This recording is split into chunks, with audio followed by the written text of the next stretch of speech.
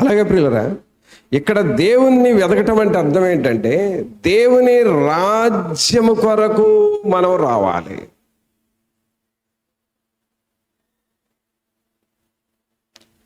దేవుని రాజ్యము కొరకు వస్తే ఆయన రాజ్యము కొరకు వచ్చిన వారిలో వాళ్ళ అవసరతలన్నీ తీరుస్తాడు. దేవుని వాక్యం ఉందంటే ప్రభువు తన మహిమైశ్వర్యము చొప్పున మీ ప్రతి అవసరతను తీర్చును. మన అవసరతలు తీరుస్తాడు. అందుకే మనము ఆయన రాజ్యము కట్టు నిమిత్తమై ప్రయాసపడుతూ ఉండాలి. దేవుని రాజ్యము కడుతూ ఉంటే నీ అవసరతలు తీరుస్తాడు, దేవుని అవసరతలు తీర్చబడతాయి.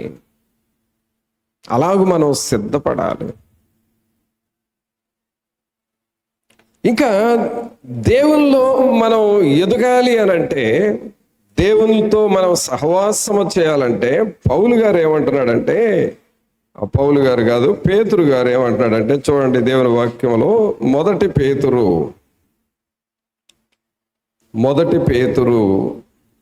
2వ అధ్యాయము 1వ వచనం నుండి చూడండి.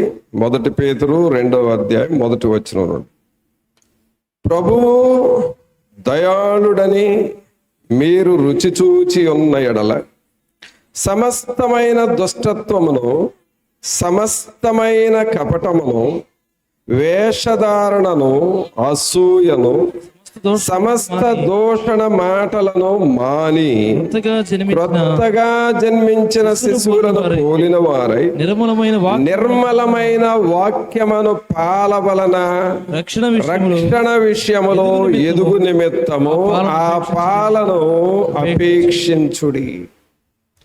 దేవునితో సహవాసం చేయటం అంటే మొట్టమొదట నువ్వు వాక్యం వినేటప్పుడే ఇన్వాల్వ్ అవుతూ ఉండాలి. చెప్పాను కదా, రాసుకోవాలి. అలాగే రెఫరెన్స్లు చెప్పినప్పుడు బైబిల్ తీయాలి. ఆ తర్వాత ఏదైనా ఒక వాక్యాన్ని చెప్పండి అని అన్నప్పుడు చెప్పాలి. ఏముందలే అనే నిర్లక్ష్యము నీ ఒంటిలో ఉండనివ్వద్దు అని చెప్పాడు కదా ప్రభు. ఇప్పుడు కాబట్టి నిర్లక్ష్యం అనేది ఎప్పుడు మనలో పనికిరాదు. ఇక మనం చేయాల్సిన మరొక పని ఏమిటంటే రక్షణ విషయములో ఎదుగు నిమిత్తము ఆ పాలను అపేక్షించుడి. అనగా దేవుని వాక్యాన్ని నువ్వు ఖచ్చితంగా చదవాలి. ప్రతిరోజు దేవుని వాక్యాన్ని నువ్వు చదువుతూ ఉండాలి. నేను వాక్యాన్ని చదవనండి, ఏదో వారానికి ఒక్కసారి ఇక్కడికి వచ్చి వాక్యం వింటాను అనంటే అది దేవునికి ఇష్టం లేదు. దేవుని వాక్యం వినాలి, రోజు చదవాలి, బైబిల్ చదవాలి. దేవుని వాక్యాన్ని ప్రతిదినము చదువుతూ ఉండాలి. మరి ముఖ్యంగా దేవుని వాక్యాన్ని సోఫాల్లో కూర్చొని కూడా చదవకూడదండి. సోఫాల్లో కూర్చొని కాళ్ళు చాపుకొని అలా చదవకూడదు వాక్యాన్ని. అలాగే దేవుని వాక్యాన్ని క్రింద కూర్చోగలిగిన వాళ్ళు క్రింద కూర్చొని, మోకాళ్ళ మీద ఉండగలిగిన వారు మోకాళ్ళ మీద ఉండి వినయముగా వాక్యాన్ని చేతుల్లో పెట్టుకొని చదవటం నీకు అది ఆశీర్వాదకరమైన అలవాటు. అది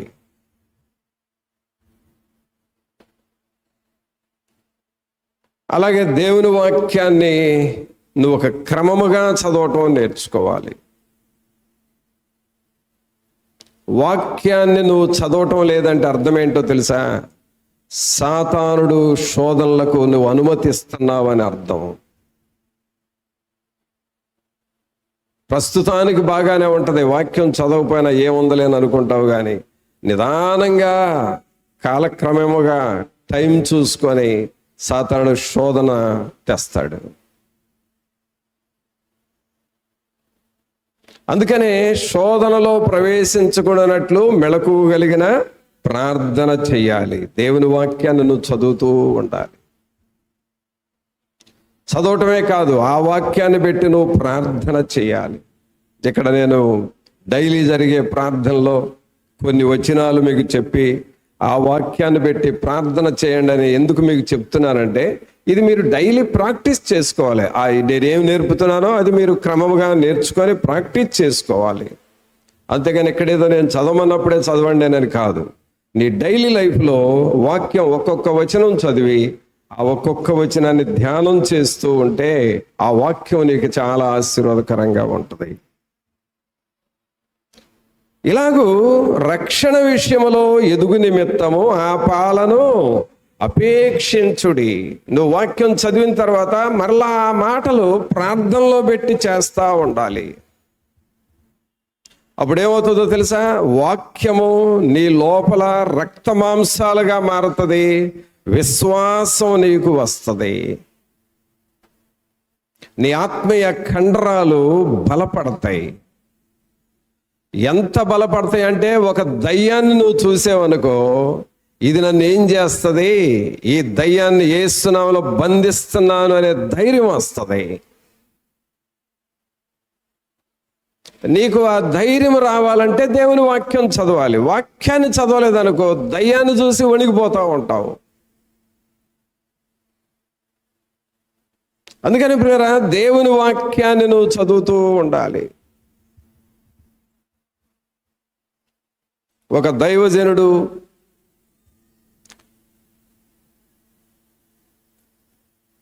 ఒక మంచి దైవజనుడు, ఆయన తెల్లవారుజామున 3 గంటల నుండి 7 గంటల వరకు మోకాళ్ళ మీద నేను వాక్యము చదివేవాడిని అని అన్నాడు.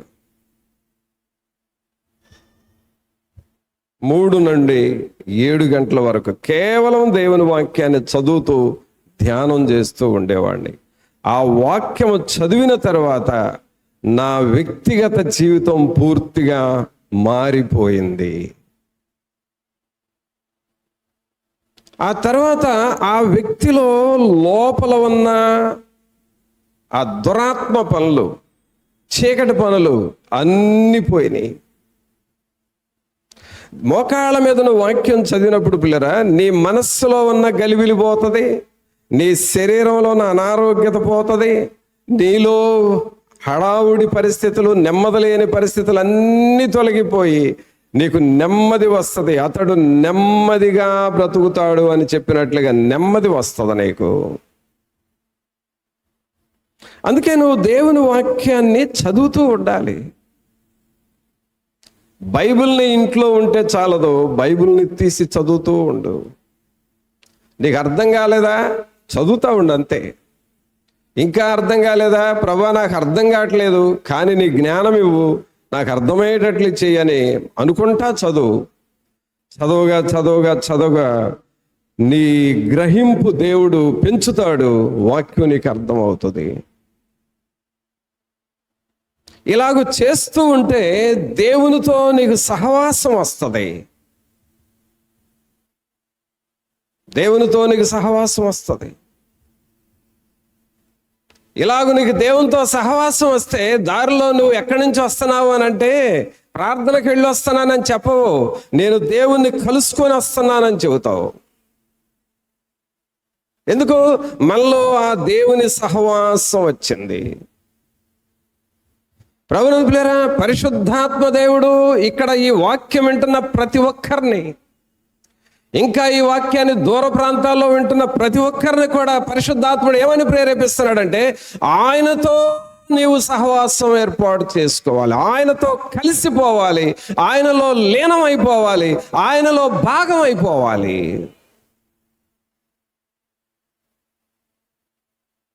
ఆయనలో భాగమైనప్పుడు నీలో జరిగేది ఏంటంటే, మొట్టమొదట జరిగేది నీ సర్వ శరీరంలో ఉన్న రోగాలను తీసేస్తాడు. రోగాలు ఎందుకు వస్తాయో తెలుసండి? రోగాలు ఎందుకు వస్తాయో తెలుసా? రోగం అనేది నిన్ను నరకానికి పోకుండా చేసే ఆయుధం. అది తెలుసా? ప్రతి మనిషికి వచ్చే రోగము నిన్ను నరకానికి పోకుండా నిన్ను వెనక్కి త్రిప్పే ఆయుధం అది. ఆ రోగమే నీకు రాకపోతే నీ ఉరవల్లో నువ్వు కొట్టుకుపోతావు, నరకానికి వెళ్ళిపోతావు.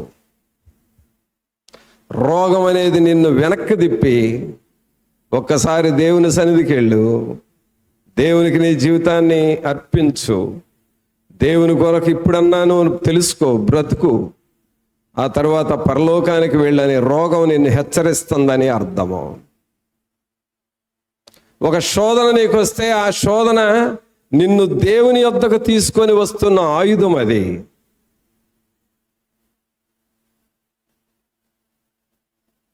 ఆ మధ్య ఒక సహోదరుడు విశ్వాసే ఏం చెప్పాడంటే నాకు, అనా పాపం అనే ఉరవల్లో జనాలు కొట్టుకుపోతున్నారు, వాక్యాన్ని కూడా లెక్క చేయకుండా పోతున్నారు, అందుకే ఈ కరోనాను దేవుడు పంపించాడు, ఇప్పుడు దేవుని వైపు తిరుగుతున్నారు జనాలు అని చెప్పాడు.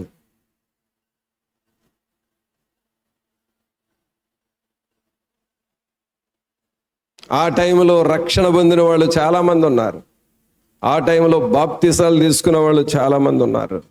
ఏమైపోతామో అని భయం వేసి రక్షణ పొంది బాప్తిసం తీసుకున్న వాళ్ళు చాలామంది ఉన్నారు. ఒక రోగము నిన్ను దేవుని యొద్దకు నడిపించే ఆయుధము.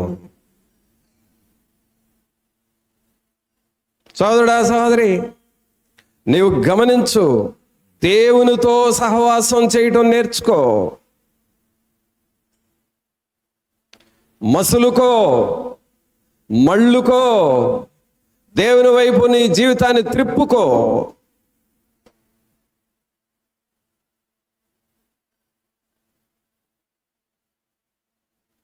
యవనస్తులు, ఇది మంచి సమయము. దేవుడు మిమ్మల్ని గొప్ప వ్యక్తులుగా చేయబోయే అంత శ్రేష్టమైన జీవితం మీకుంది. ఇప్పుడే నువ్వు దేవుని వైపు తిరగాలి.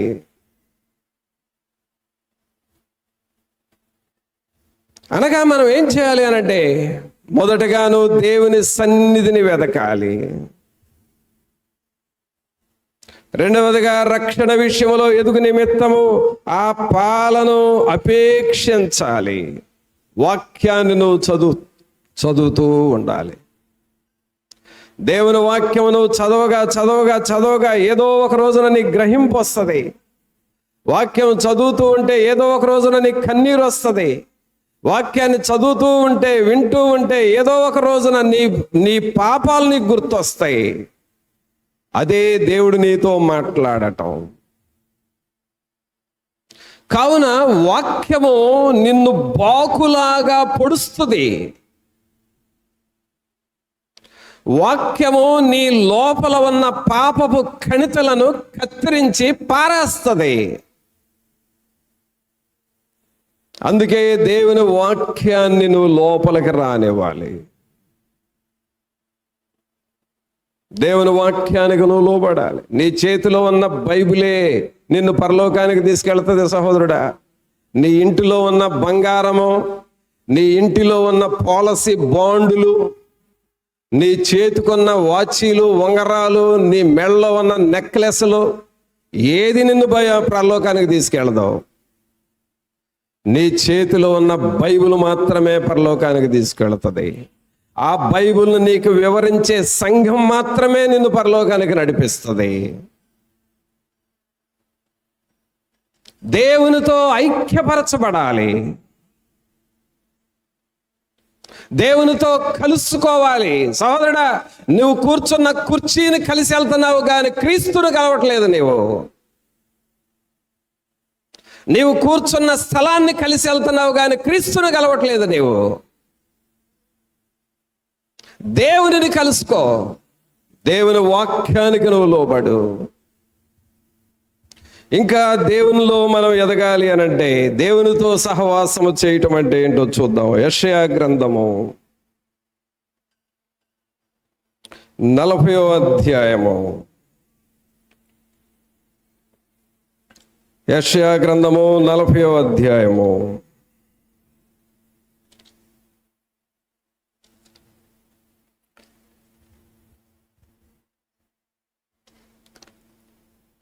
ముప్పై వచనం చదవండి. బాలురు సొమ్మసిల్లుదురు, అలయుదురు. యవనస్తులు తప్పక తొట్టిల్లుదురు. యెహోవా కొరకు ఎదురు చూచువారు నూతన బలము పొందుదురు. నూతన బలము పొందుదురు. వారు పక్షిరాజు వలె. చూడండి, అందరం మీ కుడి చేయి పైకి లేపి బిగ్గరగా చెప్పండి. యెహోవా కొరకు ఎదురు చూచువారు నూతన బలము పొందుదురు. ఆమేన్. ఏంటండి నూతన బలం ఎవరికి వస్తుందంట? యెహోవా కొరకు ఎదురు చూచువారు. పిల్లరా, నీకు కళ్ళు ఉన్నాయి కదా, ఆ కళ్ళతో బస్సు కోసం ఒకప్పుడు ఎదురు చూసావు. నీ కళ్ళే, నా కళ్ళే బస్ కోసం ఎదురు చూసినాయి. ఒకప్పుడు ట్రైన్ కోసం ఎదురు చూసినాయి. నువ్వేదైనా ఒక మ్యారేజ్కి వెళితే ఆ పెళ్లి కొడుకు కోసం, పెళ్లి కూతురు వస్తారని వాళ్ళ కోసం ఎదురు చూశారు. ఈ కళ్ళు రకరకాల వాటి కోసం ఎదురు చూసినాయి. కొన్నిసార్లు పొలం వెళ్ళినప్పుడు పొలం ఎండిపోతా ఉంటే అట్లా ఆకాశం వైపు చూసి అయ్యా వర్షం వస్తే బాగుండు అని ఎదురు చూసావు. వర్షం కోసం ఎదురు చూసావు. కానీ ఇప్పుడు ఈ కళ్ళు ఏ కళ్ళుగా మారాలంటే యెహోవా కొరకు ఎదురు చూసే కళ్ళుగా మారాలి.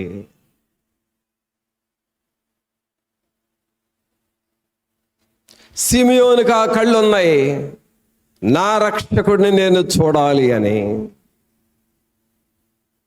అన్నాకు ఆ కళ్ళు ఉన్నాయి, నా ప్రభు సన్నిధిలో నేను దేవాలయములో పరిచర్య చేయాలని. జక్కయాకు ఆ కళ్ళు వచ్చినాయి, యేసు ఎవరో అని చూడగోరెను. సోదరుడా సోదరి, ఇక్కడ దేవుడు నీకు ఇచ్చిన కళ్ళను యెహోవా కొరకు ఎదురు చూడటానికి, దేవుని కొరకు ఎదురు చూడాలి. దేవుని ప్రత్యక్షత, దేవుని దర్శనము పొందాలి. మోషే మండుచున్న పొదను చూచినట్లుగా, దమస్కు మార్గములో సౌలు దేవుని వెలుగును చూచినట్లుగా నీ కళ్ళు దేవుని దర్శనము కొరకు ఎదురు చూడాలి.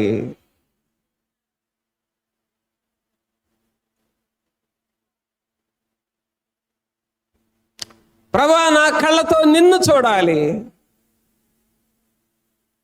నా కళ్ళతో సిలువను చూడాలి, నా కళ్ళతో ప్రభు సింహాసనం చూడాలి, నా కళ్ళతో దేవదూతల్ని చూడాలి, నా కళ్ళతో పరలోకాన్ని నేను చూడాలి. దేవుని మందిరములోనే రోజు ప్రార్థన చేస్తూనే నా కళ్ళు తెరవండి, నేను నిన్ను చూడాలి అనే ఎదురు చూసే కళ్ళు నీకు కావాలి.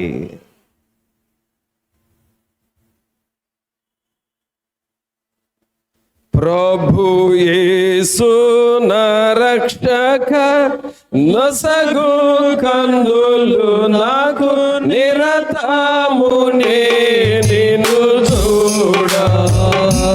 ప్రభు యేసు నా రక్షక, నొసగు కందులు నాకు నిరతము నిన్ను చూడ. చేతులు పైకి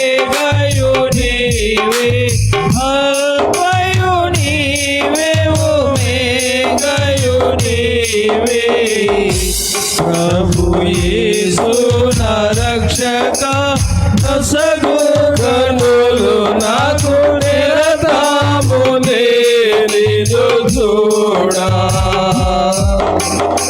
సహోదరుడా సహోదరి, ప్రతి దినము ఇక్కడ ప్రార్థనలు జరుగుతున్నప్పుడు నీవు దేవుని సన్నిధిలోనికి వచ్చి తీవ్రముగా, ఆసక్తిగా, పట్టుదలగా మోకాళ్ళ మీద నువ్వు దేవుని వైపు కనులెత్తి ప్రార్థన చేస్తా ఉంటే దేవుని సన్నిధిని, దేవుని దర్శనాన్ని నువ్వు పొందుతావు. అది దేవుణ్ణి కలుసుకోవటం అంటే, అది దేవునిలో లీనమైపోవటం అంటే, దేవునితో భాగస్వామ్యం అంటే అది.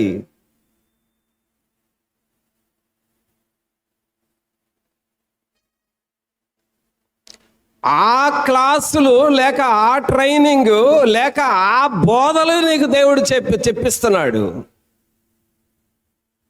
నేను వింటానండి, వెళ్ళిపోతానండి అని అంటే దేవుడిని నొప్పుకోడు.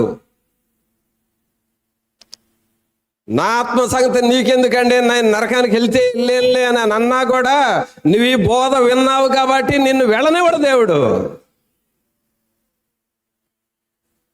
నిన్ను నరకానికి పంపాలనుకుంటే దేవుడు నిన్ను ఇక్కడికి తీసుకురాడు. ఒకవేళ లైవ్లో కూడా నువ్వు ఈ మెసేజ్ వినలేవు, దేవుడు నీకు అవకాశం ఇవ్వడు.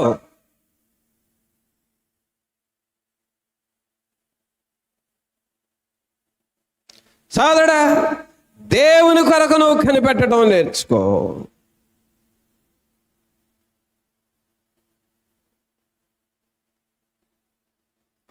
దేవుని వాక్యం ఏం చదివాము? యెహోవా కొరకు ఎదురు చూచువారు నూతన బలము పొందుదురు. వారు పక్షిరాజుల వలె రెక్కలు చాపి పైకి ఎగురుదురు. పైకి ఎగురుదురు. ఎక్కడికండి? ఎక్కడికి? పైకి ఎగురుదురు. పైకి ఎగరటం అంటే ఏంటంటే ఇది జంపింగ్. పిల్లరా, సహజంగా మనం పైన ఎగిరేవి తేనెటీగలు, తూనీగలు, సీతాకోక చిలుకలు, ఆకాశ పక్షులు పైన ఎగురుతూ ఉంటాయి. ఇక్కడ దేవుడు అంటున్నాడు, నా కొరకు నువ్వు ఎదురు చూస్తే నీవు కూడా పైకి ఎగురుతావు. ఏంటి పైకి ఎగరటం అంటే? ఆత్మలో నువ్వు వర్ధిల్లుతూ ఉంటావు. ఒకప్పుడు నువ్వు ప్రార్థన చేస్తే నీ ప్రార్థనలో ఏమి శక్తి లేదు. ఇప్పుడు నువ్వు ప్రార్థన చేస్తే దేవుని శక్తిని చూస్తావు. ఒకప్పుడు నీకు చిన్న శోధన వస్తే గలిబిలైపోయి భయపడే వ్యక్తివి, కానీ ఇప్పుడు నువ్వు ప్రార్థన చేస్తుంటే శోధనలు నిన్ను చూసి పారిపోతా ఉంటాయి.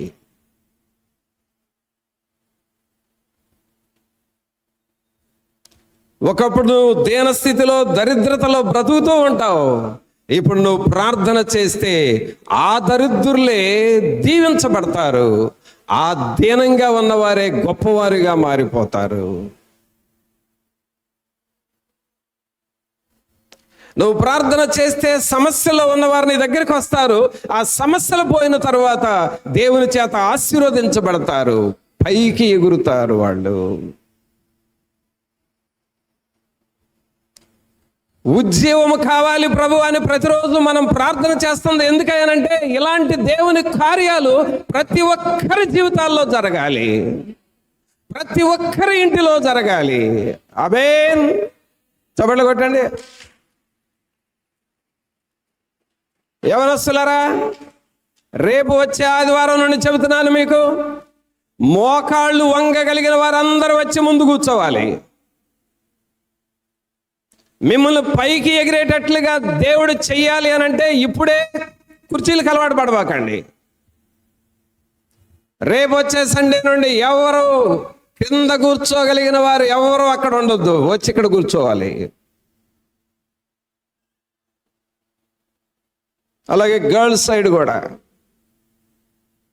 దేవుల్లో వాక్యం విని రాసుకొని నేర్చుకొని విశ్వాసంలో బలపడాల్సిన వయసులో ముసలి పనులు చేయొద్దు ఎవరు.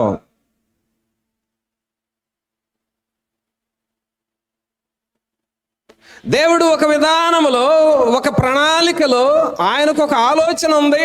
ఆయన ఆలోచన దేవుని సేవకుడికి చెబుతాడు. దేవుని సేవకుడు దేవుని ఆలోచనల ప్రకారం నడిపిస్తూ ఉంటాడు. నువ్వు ప్రక్క దారి పట్టొద్దు. ఇప్పుడే నువ్వు ఫలించాలి అనంటే సరి అయిన మార్గంలోనికి నువ్వు రావాలి. ఎంతమందిని చూశానండి నా సర్వీస్లో, ఎంతమందిని లోబడినోళ్ళు ఏమయ్యారో చూశాను, లోబడనోళ్ళు ఏమయ్యారో చూశాను. ఇద్దరిని చూశా నేను, వందల సంఖ్యలో చూసా, వేల సంఖ్యలో చూసా. అనుభవాలతో చెప్పే మాటలు ఇవి, నేర్చుకొని చెప్పే మాటలు కాదు. అసలు నేనేం చెబుతానో నాకే తెలియదు. ఊరకు వచ్చి నిలబడతా కట్టెలాగా, ప్రభువే నేర్పిస్తూ ఉంటాడు అంతే. అవి దేవుని ప్రవాహంలో నుండి, దేవుని ఓటలో నుండి అందించబడే మాటలే కానీ మైండ్లో ప్రిపేర్ అయ్యే మాటలు కాదు. ఎక్కడైనా సరే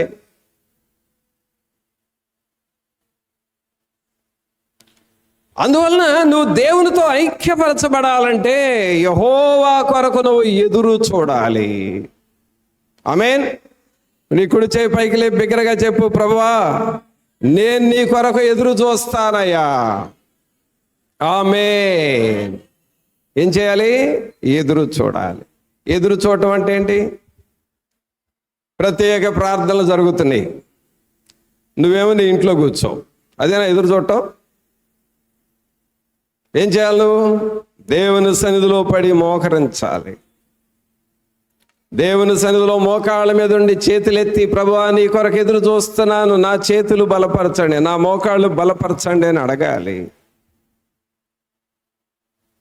దేవుని సన్నిధిలో నీ తల పట్టా మీద పడేసి, ప్రభువా ఇక నన్ను కరుణించండి అని నువ్వు గోజాడి వేడుకోవాలి.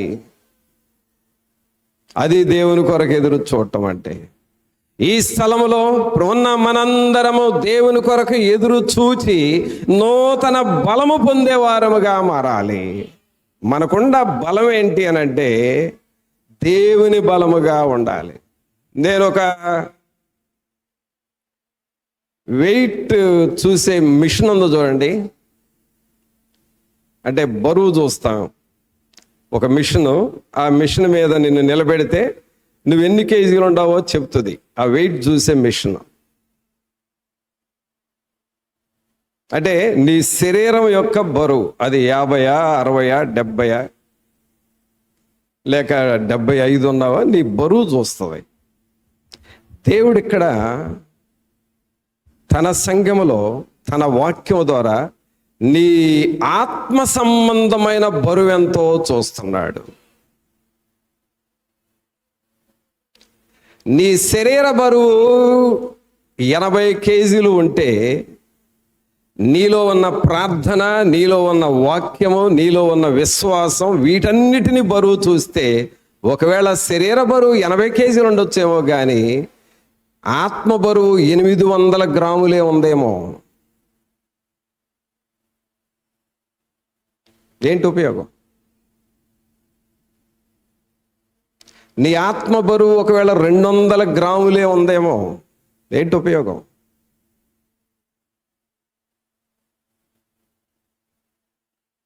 దావీదు గారిని చూస్తే ఆయన చిన్నవాడు, సామాన్యుడు. గొలియాతు ముందు నిలబడ్డప్పుడు గొలియాతుది శారీరక బరువు పెద్దది, దావీదుది ఆత్మ బరువు పెద్దది.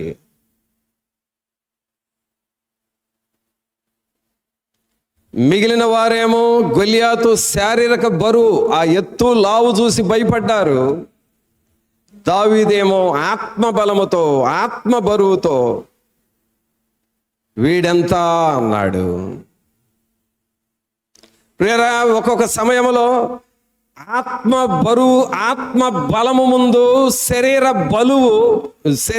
బలము పనికిరాదు. అందుకనే యెహోవా కొరకు మనం ఎదురు చూడాలి. ఆమేన్. చప్పట్లు కొట్టాడు అందరూ. ప్రభువా దేవుని కొరకు మేము ఎదురు చూడాలయ్యా.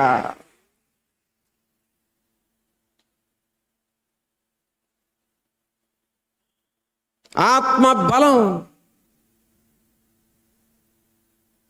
ఒక దయ్యం పట్టిన వ్యక్తి వస్తే నజరేయుడైన యేసు నామములో వెళ్ళిపో, వాళ్ళు చెబుతారు, 2 సంవత్సరాల నుండి ఇబ్బంది పెడుతుందయ్యా, తిప్పులు వస్తున్నాయ్యా, దయ్యాలు వచ్చినాయ్యా, పిచ్చి పిచ్చి మాటలు మాట్లాడుతున్నారయ్యా, రాత్రులు లేచి వెళ్ళిపోతున్నారయ్యా, 2-3 సంవత్సరాల నుండి మాకు అసలు ఎన్ని హాస్పిటల్స్ తిప్పామయ్యా, ఎంత తిప్పామయ్యా అని అంటారు. సరే తిరుగు వచ్చావు. తర్వాత ఇక్కడికి వచ్చిన తర్వాత జరిగేది ఏంటంటే ఒకటే మాట, నజరేయుడైన యేసు నామములో వెళ్ళిపోతాయమా.